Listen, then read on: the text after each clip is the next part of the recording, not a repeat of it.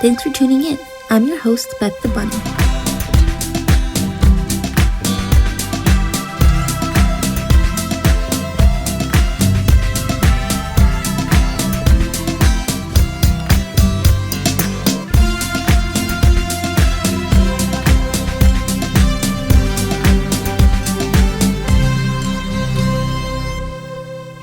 You are the terrible spies we captured trying to steal our magic stones.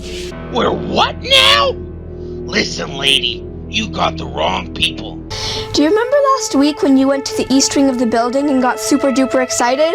We don't have the money to make the cafeteria. I am sorry, guys.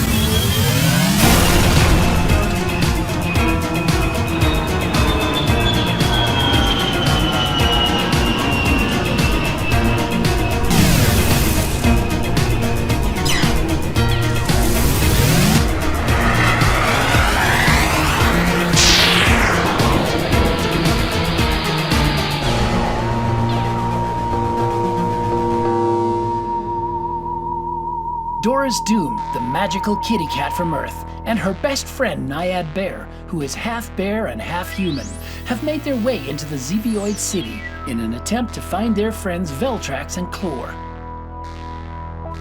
So far, there hasn't been any sign of life in this place. Yeah, it's pretty strange and kind of spooky. I'm not even sure where to start.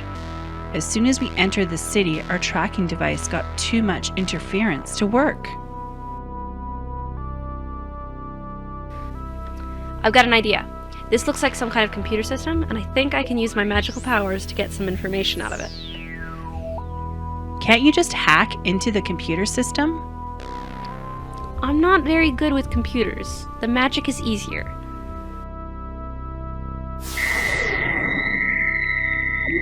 Are you getting anything?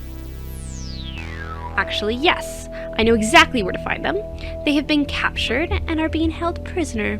Suddenly, there is an alarming sound.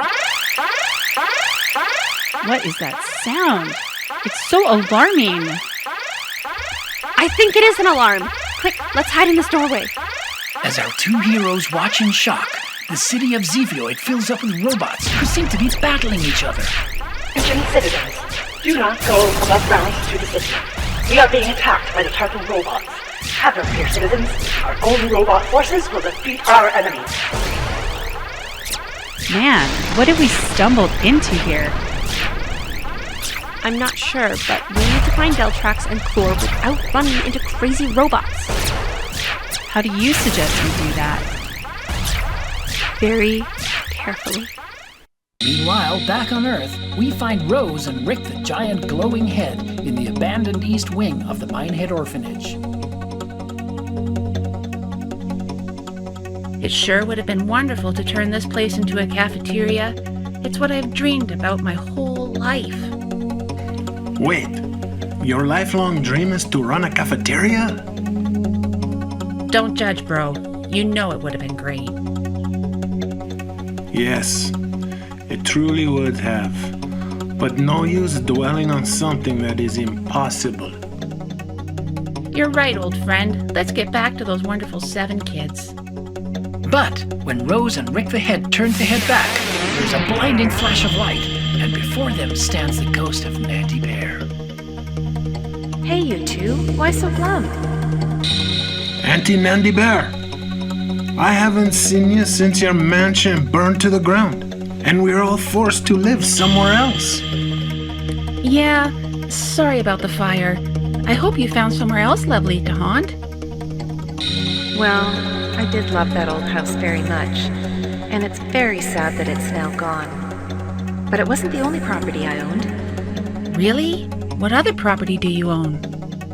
Well, this building, for instance.